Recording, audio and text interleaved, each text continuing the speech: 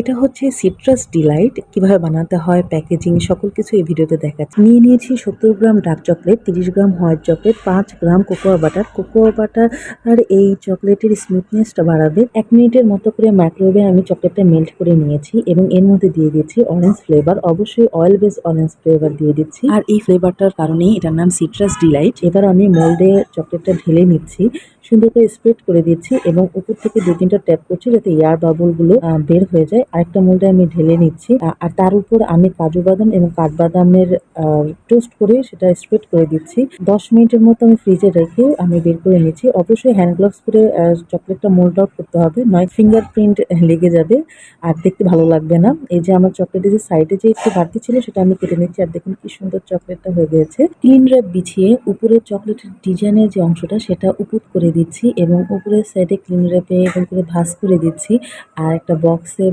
Packaging করে নিচ্ছি। আর এই যে চকলেট রেডি। কেমন হলো অবশ্যই জানাবেন।